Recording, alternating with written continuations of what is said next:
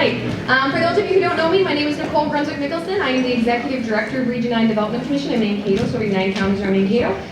But for the coalition, I am the president of the Greater Minnesota Partnerships, the sister organization. So the group asked me to help moderate this panel. We're a little bit behind on time, so I'm going to cruise through, so if you can stick with me. I want to introduce our first senator here today, is Senator Eken to my far side here. He served in the Minnesota House from 2002 to 2012, and then in the Senate since 2012. The committees that he's on is Aging and Long-Term Care Policy, and he's a ranking minority member.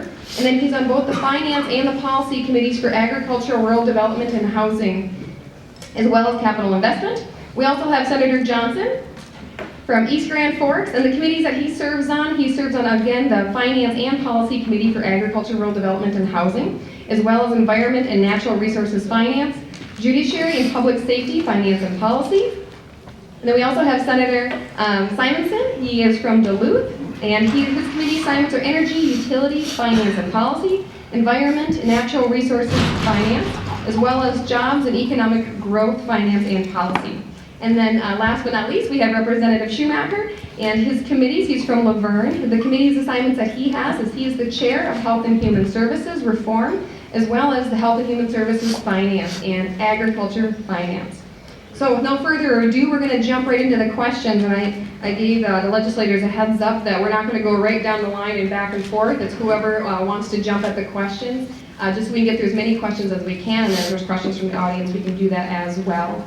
The first question I wanted to ask regarding childcare is, according to the Center for Rural Policy and Development, Greater Minnesota faces anywhere between 25% to 50% shortfall between the number of childcare spots available to the number of demands by our families. From its impact on families and employers, how significant of an issue is this for our communities? And how do you see it impacting the communities in your district? Senator Eken? Sure. First of all, thank you for inviting me to be here today. This is an incredibly important topic, and not just for those who are looking for daycare or childcare for their children and the providers, but for the whole community because of the ripple effect that it has, the economic impact that it has on our communities, the ability to hang on to our young families and prevent them from moving to other areas, to regional centers or to the cities, major cities. We need to address this in a multitude of ways. There's no silver bullet to solve the problem. It's going to take a real partnership between the state, the local governments, the nonprofits, as well as the business community, and communities generally just pulling together in order to address this. But it is hugely important, especially in the rural areas where we have been losing so many. It's been an alarming rate. The rate at which we've been losing our family child care providers, which is what we depend on more heavily in the rural areas. The child center type child care providers or facilities just don't work quite as well in the rural areas because we don't have the numbers oftentimes, and it costs a lot to get them started up. So that hasn't been able to make up for the loss in the rural areas like it has in the metropolitan area of the state. So it's a huge issue for the whole state, but especially for the rural areas and for our ability to maintain our population and to attract and keep good businesses and good jobs in our area. Great, thank you. Can I jump on this one? Absolutely. Okay, wonderful. Senator Johnson. Well, thank you very much. I really appreciate the CGMC for inviting me over. Especially like to thank Shane and Marty and Bradley. Bradley did a great job with that recap there. So thanks for doing that. As far as this being an economic break for our economies in rural Minnesota, I look to Thief River Falls right now that's trying to grow DigiKey. We have a $300 million investment in a town of 9,500. You think about all the economic development that goes along with that, and people are just scrambling to try to find some place to bring their kids, whether it's a triple C or a family-based child care or whatever combination. Maybe it's a family network that they have that's doing this right now. I mean, they're getting very, very creative on ways to do this because the demand for work is there. But it's really slowing down. So now if DigiKey is growing, now our manufacturers in the area, their people are are harder to come by. They're trying to pick up people from manufacturing or farm or ag. We just don't have the capacity right now, it seems like, because this brick that we have on the brake pad is really seeming to slow that down, hamper the growth. It seems like this is one of those issues that when we figure this out, and we figure out the workforce, and we figure out the housing, man, like, rural Minnesota is just it's gonna become a booming place to be. But yeah, this is one of those topics that keeps coming up over and over again. Senator Simonson. Thank you, and again, thank you for having us here today. It's a pleasure to be here always with CGMC and talk about issues that are important to you in Greater Minnesota. This particular issue of childcare is not a new one, and we continue to try to struggle with finding solutions. If you look at the rate of economic development and economic growth outside of the metro area or outside of our regional centers in Greater Minnesota, the growth rate is really slow. And there are reasons for that, right? And we hear a lot about these every time we come into session, the various challenges that we're trying to meet, whether it be broadband, whether it be infrastructure, whether it be workforce housing, or in this case that we're here today to talk about is the lack of childcare. And I think, if you consider all of those problems and challenges that you all face on a daily basis and how you grow and expand your communities, or at the very least maintain what you have, this is one issue it seems like that there's bipartisan support in trying to find a solution. I think if you look at where I live in northeastern Minnesota, we're actually on the upper side of 50% in terms of the growth that we could absorb if we could. And I think this has to be one of the focuses going into this session. Bradley talked a lot about what the session might look like and what we could get done if we actually work together. And this seems like there's an opportunity here. If we just take a look at the work that's been done on the issue already and some of the recommendations that have been made and tackling those, one at a time, there's opportunity here to make some real strides and some real progress. So I am looking forward to that. Representative Schomacker. Thank you, and thanks to the Coalition for inviting me here today. I'm glad to represent the entire House of Representatives here on this issue against the senators. That's great. It's great. I just wanted to make a couple of notes. I've been in the legislature now for 8 years, and for the longest time this was a health and human service issue. And now it's become an economic development issue. It's always been an economic development issue, but we finally got the discussion out of health and human services where, excuse the pun, things go to die on things like this. And so it's good that we have this discussion and that we're taking on this issue as something that is an economic development issue. And I think as we go forward from the discussions that we've already had in the legislature, the conclusion that I've drawn with this is that there are a number of issues for Greater Minnesota.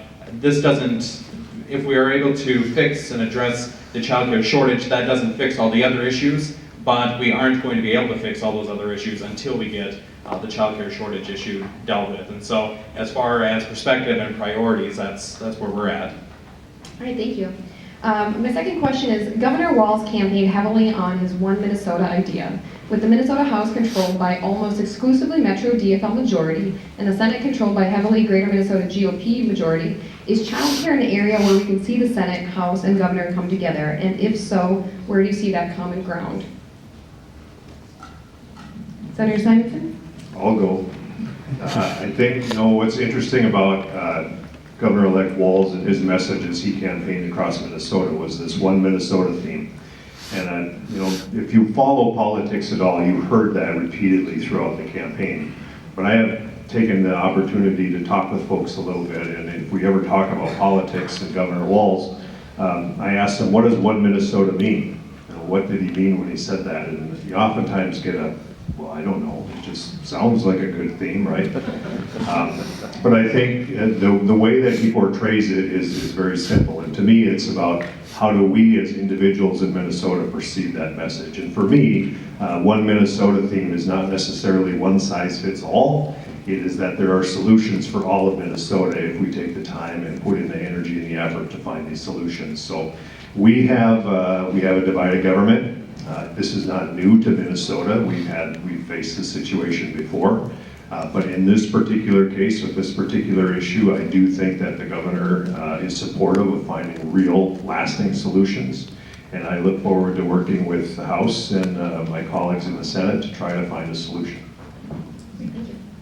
Senator Johnson, Do you mind if I jump in on that one? please. So I may have had a little bit different perspective on the Walls campaign, One Minnesota, but that might be my view from Northwest Minnesota. I worry about an extension of the Dayton administration's idea of One Minnesota, as in One Minnesota directed from St. Paul.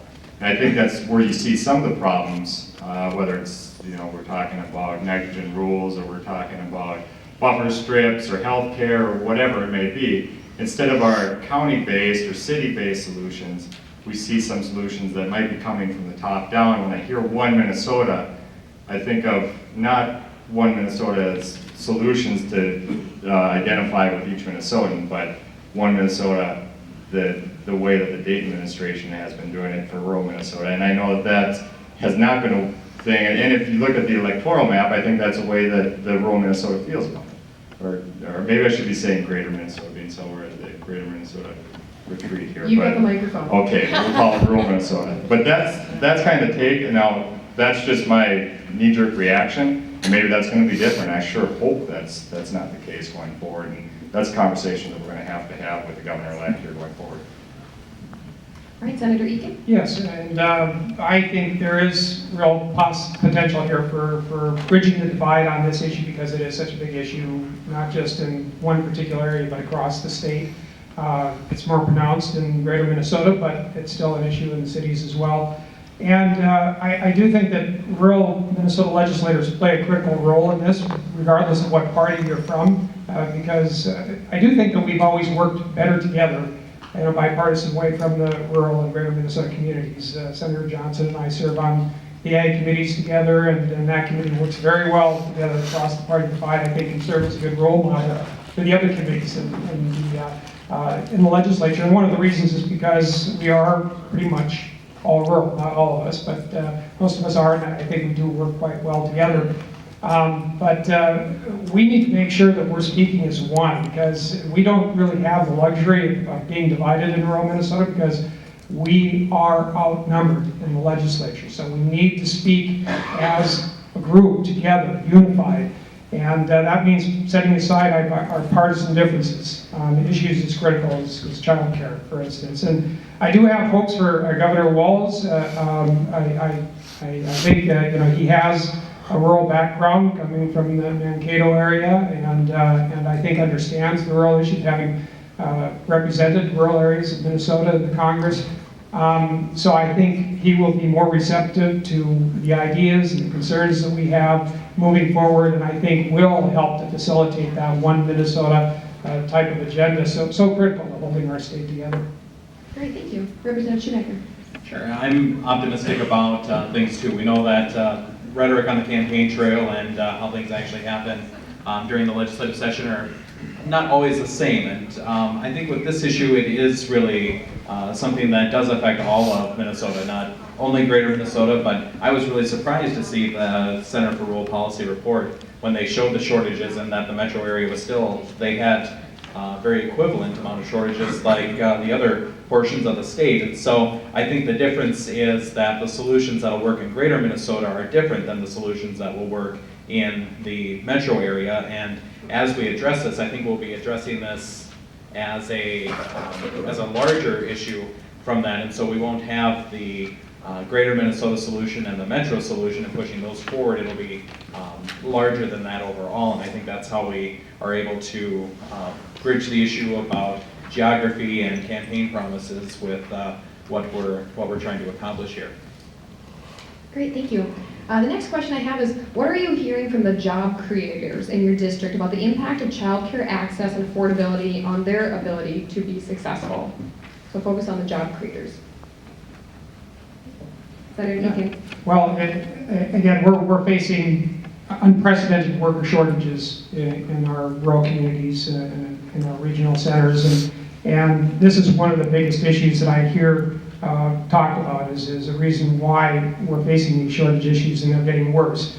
And we've even seen, some businesses, who have really been leading the charge in trying to address this issue, even looking at on-site childcare locations for families. But obviously, and I think it's interesting that in Minnesota, we're third in the nation when it comes to the number of two-parent families that are working. I mean, where both parents are working in the workforce. And so I think Iowa and South Dakota are the only two that are higher than us. We're at 74%, they're at 75%, so we're among the highest. So the needs are the greatest here in ensuring that we have that child care available.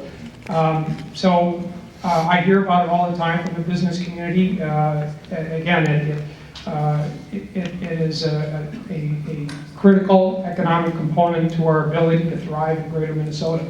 And they understand it more than others because they face these problems on a daily basis. And it's not just not having the daycare for the workers that they need, but even those that do have daycare. Many of the the family child care facilities or homes, if the child care provider isn't able to be there that day, then that means the worker's missing. And so absenteeism is an issue as well. And especially if you talk about parents who have untraditional work hours, or if they're working in the evenings and so on, this is very hard for them to find, or in some cases impossible to find the child care that they need, or if they have special needs children, so there's a multitude of issues that need to be addressed.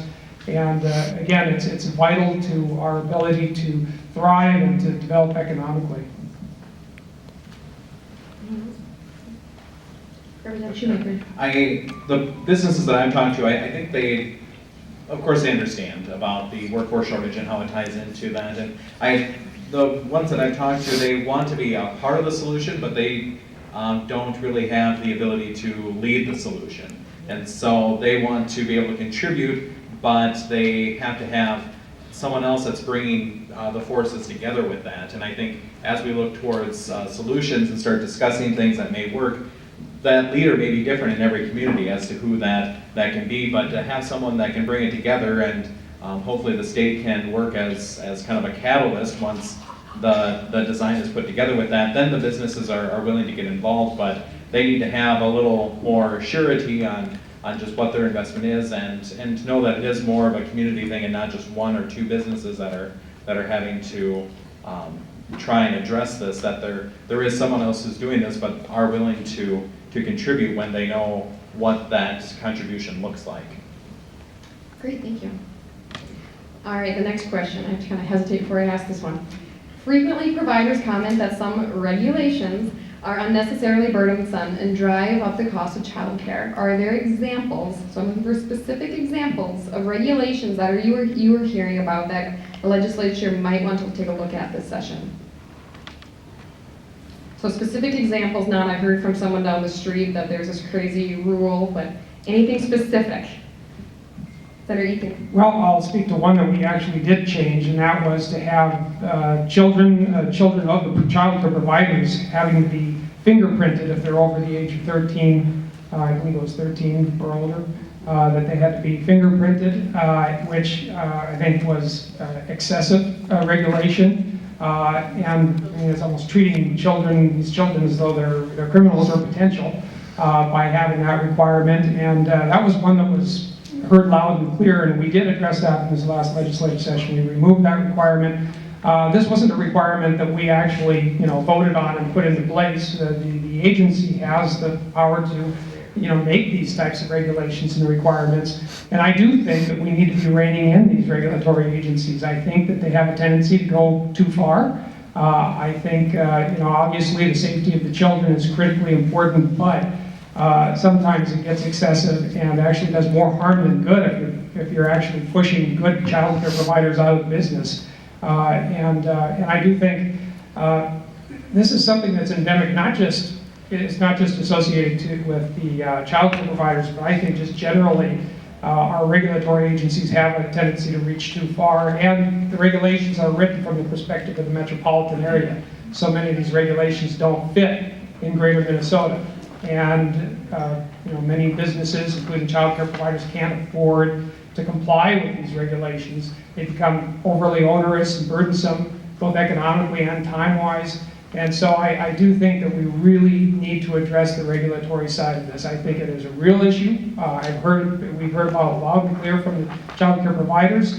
And there's also the problem of inconsistency in how these regulations are being applied at the county levels where they're being applied. I think we need to do more in training the county inspectors, the county licensors, to make sure that we have uniform regulations and that they're thoroughly understood by everyone and being applied in a consistent and uniform manner.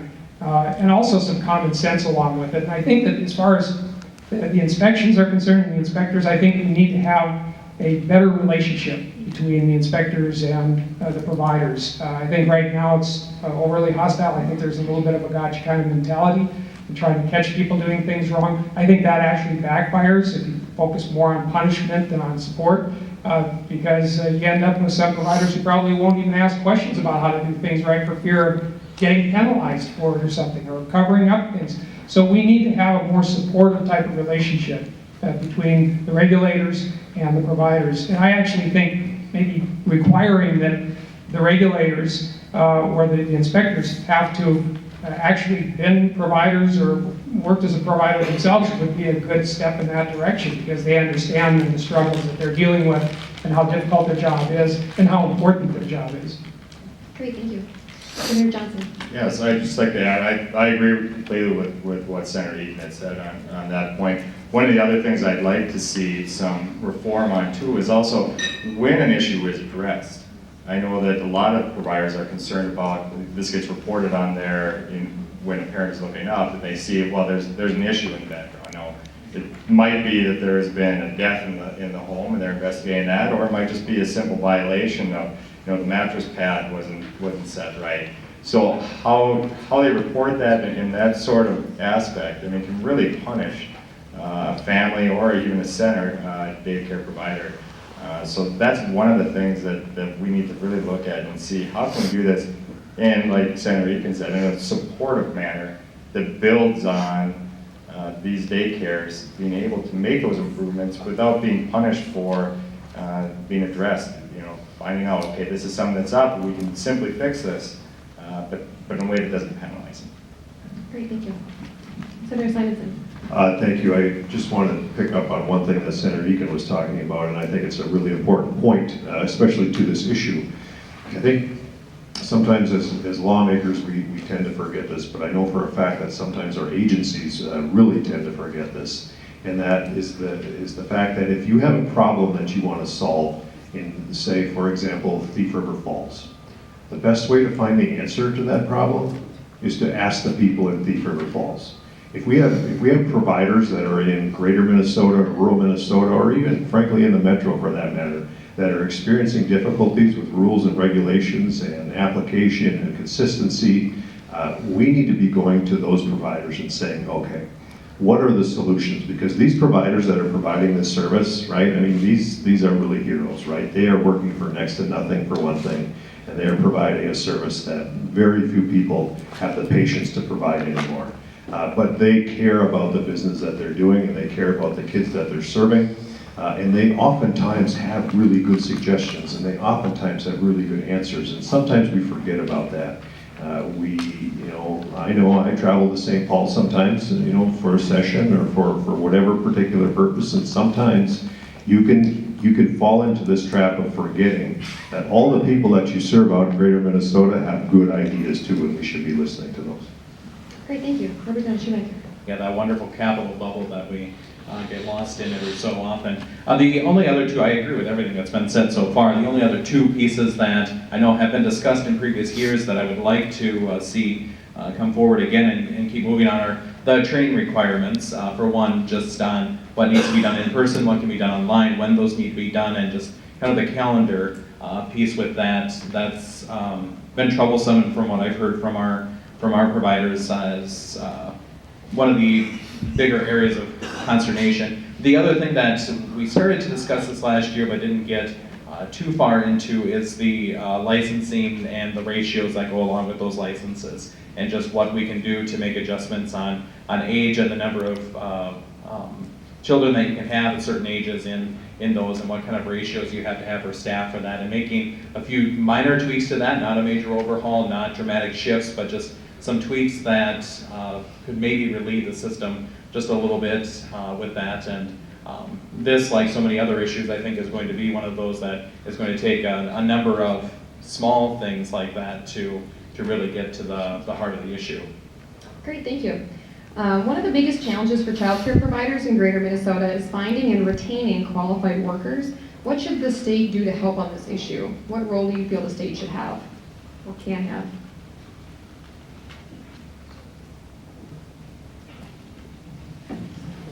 Questions,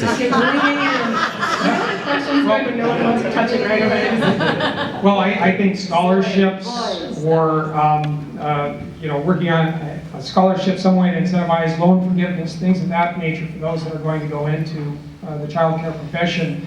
And I think certainly putting more funding into, those programs for training and development and actually trying to recruit and encourage people to go into that profession in colleges and in our communities because of how vitally important it is. And we've been talking a lot about the quantity of child care providers, the lack of quantity, but we need good quality providers as well. But one thing to remember is that these are the most critical years of development and brain development for children, years 1 through 5. And I sometimes think that from the state level, we've been kind of going at this issue from the wrong direction. We start from kindergarten, and then we start talking about pushing back from kindergarten as far as providing more assistance to preschool development. And really, we should be starting at the beginning, from birth or prenatal actually on up, because of how critically important those early stages of development are. And so I think that we should be shifting our state policy more towards starting from the beginning. And encouraging people to go into these professions that are good, high-quality individuals who are going to create an environment that stimulates their minds. I mean, these people are building our children's brains. I mean, they're being wired at this stage of development in a way that's going to affect them for the rest of their lives. So that's why we need, as a state, I think, to really focus at the beginning. And that'll take care of a lot of problems later on down the road if we make sure that we set these children on the right path from the very beginning. So, it's not just a matter of finding somebody who's going to watch the children. It's a matter of finding people who are going to stimulate their brain development as well. And it's not enough just to put them in front of a television or have them sitting in a very unstimulating environment all day. Great, thank you. Senator Johnson, reluctantly. Reluctantly. Well, the thing that runs through my head here when you ask that question is, okay, if we start doing subsidies or we start working towards that industry, I know in Senate District 1, and I know in basically every Senate district and House district, we're just competing, whether it's the business or the daycare or the school district or you name it. They're competing for the same people. So if we start going in and we start subsidizing, we start funneling money in towards daycare providers, then we're pulling those people away from the school districts, we're pulling those people away from city administration, we're pulling those people away from the businesses in the area. So for me, it's difficult to say we're going to go in and we're going to subsidize or we're going to do this or that in a way that unfairly disadvantages those other entities within the community. So I wish there was a silver bullet, like you say, to do this, but I think, yes, there's a number of things we can do maybe on the regulatory side. We talked a couple small things, but the margin there for these daycare providers is so tight that, it's hard to figure out a plan. When I was going through this, looking at the numbers, they've got worksheets through here on the numbers. How do you pay somebody to come in, whether it's a child care center or else a family child care? The margin just isn't there. And you'd think that eventually, because demand is growing and growing and growing, basic economics says that we're going to move up and we're going to be able to make more for these child care centers, and we should be able to pay more. But our wage growth, I think, is a big issue. We've seen stagnant wage growth in rural areas. So even though demand is growing, there's that drag on the ability to pay, help, and doing. So that's a problem. We've got a wage growth problem, and then we've also got an expense problem. So, whether you're talking about a Walls gas tax increase, or you're talking about healthcare increases over the last 10 years or so, I mean, all these things are eating into that margin, and you're seeing that precipitous drop in daycare providers. And I think squeezing that margin between revenue and expenses like we've done is really, we're just going to see that curve keep going. Now, we can talk about regulations all day long. I don't think that's the problem. I mean, there's tweaks and there's things that we can do there. But at the same time, if you're in a regulated industry, you don't hear them complaining a whole lot about, oh, we've got too many regulations. Yes, they have a lot, but they're guaranteed a profit margin. Here, you don't have that. So I think you got that squeeze, and you're going to see the drop because the margin between those two is going to be smaller and smaller. All right, thank you. Senator Simonson. I think, there's a couple of different ways to look at this, but I think at the core, we need to say, let's stop talking about the problem and let's start actually implementing some solutions. And I think my esteemed colleague here from the House hit the nail on the head in the very beginning when he said that this used to be talked about in the health committees and in that world as a problem. And now it has spilled over into some of the other committees, especially around economic development. And that's where I first heard about it, because I have managed to avoid all of those health committees in my time in the legislature, and I'm very proud of that. But now it's spilling over. But I push back a little bit on that, and I say, this issue is affecting economic development all over the place, but realistically, what I want to do as a legislator is push back against this agency and say, find a solution to your problem. This is really a problem at the Minnesota Department of Health, right? These are the folks that we put into place to solve problems and bring forward solutions to the legislature. I struggle with the fact that we sit in the legislature and we oftentimes come up with the best ideas that are guaranteed to fix problems in your lives. That's not always the case. And I think in this particular case, MDH has the tools to find solutions, and if they need more money, then they should make that pitch to the legislature. But there are other things that can be done, and I think we need to hold the agency's feet to the fire a little bit. All right, Representative Schomacker. Thank you, and this is it's a tough question. I think the reason that everyone was so silent is because this is a question that comes up at every panel on every issue that we hear about now, because everyone's shifting for, or looking for the workforce there, and I have to agree with most of the things that were said here, but as the discussion was going on, it occurred to me that yes, the challenge, this is a challenge, and one of the bigger issues that I have with how this issue has been playing out is the fact that we keep talking about this as the crisis, as this.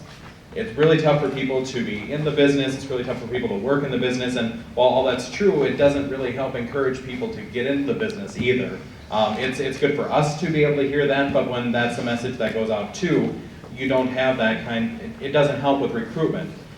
When it comes to issues like a tax credit or an incentive credit to help with this workforce, while it does pull from the others that are also looking for work and the other incentive programs that we have out there, this is a way for the state to be able to look and say that they have confidence in this type of work and these types of workers, and this is where we have a priority in seeing the state really be active in and seeing our workforce be active in and participate in and have an opportunity there. And so as the discussion's going along, that's just kind of where I ended up by the time the microphone got back to me, and would like to see changes kind of in those areas. Great, thank you. I want to get through a few more questions, so I'm going to propose we're going to do a lightning round for this next one. So if you can do your 5 to 10 second answer, we'll start with Senator Eken and work our way down, if that's all right.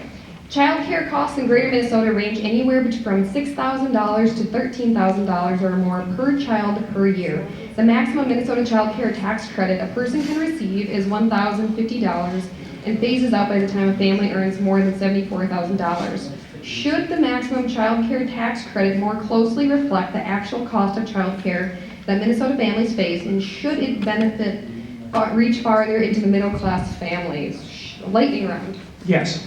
I do believe it should. I believe that the middle class oftentimes falls through the cracks here because they can't afford the high cost, yet they're not eligible for the programs like CCAP and so on, or the basic sliding fee, program. So yes, I do believe that we need to do more for the middle class and to make sure that it's affordable for them as well. Great, thank you.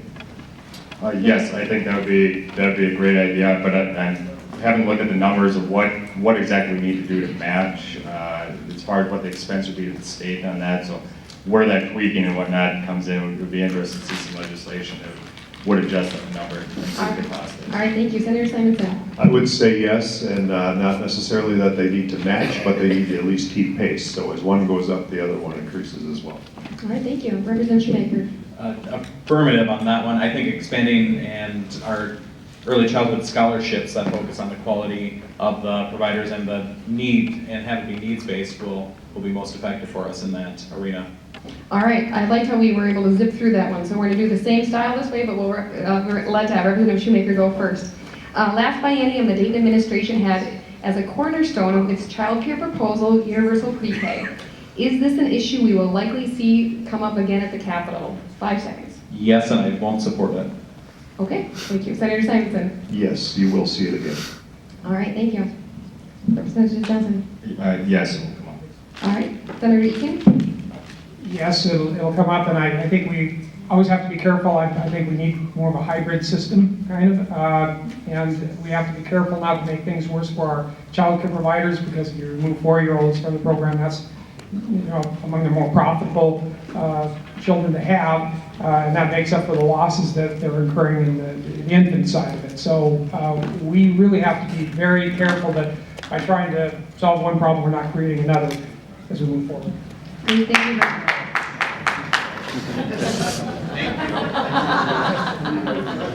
All right, so I'll let you have more time on this one, and we'll go back to whoever wants to jump at it first. With all of the decisions the legislature will face this session, how high of a priority will child care get, and how high of a priority should it get? Senator Simonson. Well, it should get a high priority. Again, this problem is not new to us. It's not new to the legislature. It's not new to the agency. It's certainly not new to the providers, and it's not new to any of you. And as we move forward in the state and we try to encourage economic development and economic growth, and we try to encourage more businesses to come to your communities, this is a problem that we have to address. You all know this, that as businesses are looking to expand or relocate or start up in your communities, this is one of the issues that they look at as part of the overall community infrastructure. So this needs to be a top priority, and I would suggest, and I would hope that under Governor-elect Walz's administration, that the Department of Human Services will make this a top priority. Great, thank you. Senator John. Yes, this summer now, Senator Bill Weber headed up a subcommittee just on this topic alone. I know the Senate is committed to looking for solutions on this, and as you see today, just at the table, the amount of bipartisan agreement that we've had on this particular topic, and I think this is one of the things that we can move forward in a divided legislature this year. Great, thank you. Senator Eken. I would say it should be a top priority as well. One of the top priorities in the legislature, along with another top priority for me, is long-term care services for seniors and people with disabilities. But we in the legislature, we do more than build bridges across rivers and things like that. We build bridges across the generations. It's our generation's responsibility now to ensure that our children are provided with the care, with the nutrition, with the health care, with the with the child care that they need, as well as making sure that our seniors are provided with the care that they need. So it should be a top priority right up with the long-term care issue. Great, thank you. And then also, I'm going off script, which everyone always loves when I do that. Are there any other examples that you have seen that have been creative solutions, even if they're not at the state level? Back home, one city did this, or a county did this, and I look to my colleague, the city administrator, Jennifer Bromlett from Eagle Lake, that Blue Earth County created their own loan pool that kind of helped the smaller communities with different startup costs and repairs and things like that. Are there any other creative solutions that you've seen, even if it's not at the state level, that are interesting and worth sharing to this group to take back to their communities? Senator Eken? Yeah, I just might mention, I know in Ada that there's a child care center that's at the nursing home. I kind of was just talking about long-term care. There's a place where I brought the two together. And actually, it's good for the long-term care community as well because they love seeing little kids around. And I think that it's important to have that kind of multi-generational connection. And so I really think that that's a good example of something that other communities could maybe do. Great, thank you. Senator Johnson? Yeah, and I think, is it Crookston, Clayton? We've got the same situation over there, which makes sense because when you take 20% of a facility's expenses are, whether it's a mortgage or rent on a facility, if you can combine that with an existing facility like a nursing home, you can save money on the kitchen costs and different things like that. So there's a lot of synergies that are between that, which hopefully, can help out some communities that are in the position to do that. Great, thank you. Then we have a few minutes left. I want to see if there's any questions from the audience. Oh, he's got a question, and I don't have a microphone to give you. Sorry, this is what happens when I go off script. Do you see a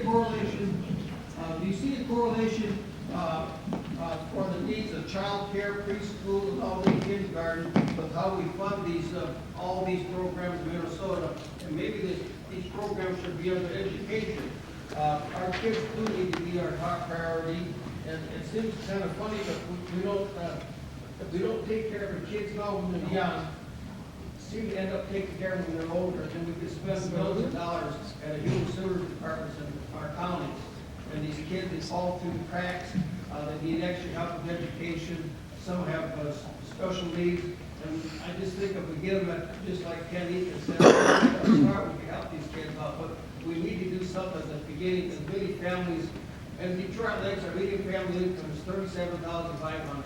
So by the time you take out the cost of insurance for a lot of these families, there's no money for child care. And it just makes it impossible in the face of this. And I think that we need to look at how we fund this. I think we should treat it as a school situation, and we'd be better off in the long run. We probably would have all these kids doing services down the road when they're 14, 15, 16 years old. All right, thank you. We've got some other questions. Oh, Julie, are you able to give the microphone? Over here, wherever Julie can get to. I thought I'd just respond real quick to the question that Ron had asked, and I agree. I mean, it is about education. I mean, like I said before, we should be stimulating the minds of these young children as they're growing up, because those are the most critical periods of time. So I think that the state needs to play a more important role in that. But there's other ways to do it. It doesn't have to be through, the public education system necessarily. It can be also through things like the Parent Aware program, the 4-star rating program, which I think has been working very well. But we need to put more into that. Again, I don't want to do anything that's going to displace some of the critical child care providers that we already have out there. So we always have to be cognizant of that as we're moving forward. But you're right, we have to address it from the very beginning. And where it really made an impression on me about prenatal care and how important that is, starting at that level, is when somebody came in lobbying on the issue of fetal alcohol syndrome. And they were telling me, it doesn't matter how much, how much you do afterwards. If you don't address it early on and prevent it from happening, you're going to be paying for that fetal alcohol syndrome for the rest of that child's life. And in the area of lost opportunity as well for that child, and lost productivity from that child moving forward. So again, we need to start from the very beginning. Great, thank you. We have a question here in the center. Yeah, sorry, I actually have two questions and a comment leading up, so bear with me. My name is Annie Buckle. I'm a council member from St. Joseph. I'm a mom, and just this September I enrolled both my kindergartners in kindergarten, which was great because childcare has been expensive. We spent over $50,000 in the last 5 years on our childcare for our two oldest kids. When I had them, I decided to stay home and take a hit financially and run a daycare in Stearns County. So just about the time that they were getting into schools when I quit, I went back to work full time, and then I decided to keep my job and put my tons in childcare. When I was doing childcare, what I learned was that in Stearns County, we lost 200 to 300 daycare providers in the course of 5 years. So I think the way we're talking about that, it's really important to like back up and look at the bigger framework. This isn't a small problem, this is a very big problem. So when I think about just in one county, out of 87 counties in the state, we lost 200 to 300, I think it was actually closer to 300 childcare providers in 5 years. That is a demographic that's not coming back. That is a demographic that didn't leave because there's too many regulations. That is a demographic similar to myself that decided to stay home because there wasn't. I mean, women are getting serious about their careers. We're not staying home watching people's kids for a pittance. We are not. So when I ran for a House race in 2016, I was up at St. Ben's College, right in my town, talking to a lot of young women who were getting 4 college degrees. When I asked them what they cared about and if they wanted affordable childcare so they could actually work with those degrees and pay off their loans, absolutely. So I think we've got to get smart about how we're thinking about women, and we're thinking about women in the 21st century. We want affordable childcare. You talked about that there's 2-income families. A lot of women are getting divorced, unfortunately. Marriage is a hard thing, and a lot of women are raising their kids alone and they need supports. We did have a subcommittee out that was chaired by Mary Franson up here of Alexandria, so I'm kind of upset that she's not here talking about this issue. And they traveled around greater Minnesota. Peggy Flanagan, who's lieutenant governor, she was also on that committee. They came to St. Cloud. The room was packed with childcare providers talking about this problem of the loss of daycare providers and how they were getting so many phone calls during the day because people were looking for childcare. They couldn't care for the kids. So this is just, it's a big issue. It's a big issue. So the one thing I want to say, and then I'm going to say my 2 questions, is we need to decide. We actually need to make a decision. And when I listen to the conversation in this room, it's reflective of what I think is happening in the state. Is it important, the care that our children get? Is there value in the care that our children receive in the state? So we talk about, we've got to lessen the credentials, we've got to lessen the trainings, we've got to lessen this. You know, there have been deaths in homes because childcare providers aren't doing their jobs. I mean, that's definitely not the majority, but it happens. So do we want high quality, or do we want to make it easy? You know, but the fact of the matter is, do we want to deliver? And who's going to deliver? It's not going to be business, it's expensive. So my questions then are, did this subcommittee, does anybody know, did this subcommittee, did they actually come up with any recommendations that started in, I believe, 2015 for the legislature? And then the second one was, would this panel, would you be willing to subsidize affordable childcare? And Senator Johnson, I understand you have all sorts of concerns, and I would love to talk to you more about them, about like, you know, just kind of like how this would look to subsidize it and why I think it would work. But would this panel be willing to subsidize childcare? So we'll do what we can. There was a lot there. Yeah, Thank you sorry. so much. The task force did come out with a recommendation. It was pretty thick. That came out January of 2017. You can find it online, Child Care Task Force Minnesota. So that is there. And then if you gentlemen can try to take this somewhat lightning around, whoever would like to jump in. Senator Eken. Yeah, and I would say I do believe in subsidizing childcare services because it is a public service. It really is, and it's critically needed, and it's not being adequately funded now. That's why we're not getting as many people into childcare as we need, and probably not getting the quality of childcare that we need. And we need to look at both. And the regulatory side of it, while regulations are important as far as safety is concerned, really the regulations really only address the safety side of it, health and safety. They don't really don't address the brain development side of it. And that's where really I think we need to make sure that we're paying these child care providers what they deserve based on the importance of the work that they're doing. And that's going to require some state involvement in ensuring that the pay that they receive is adequate or at a level high enough to attract the best quality people in the profession. And you'll never regulate your way out of problems as far as getting the best quality people. It requires that you pay people what they deserve. All right, we have time for maybe one more answer because we're over time. I got one more question. No, okay, never mind. Yeah, we got to get to our I'm next sorry. discussion, yeah. All right, Senator Simonson, 5 seconds.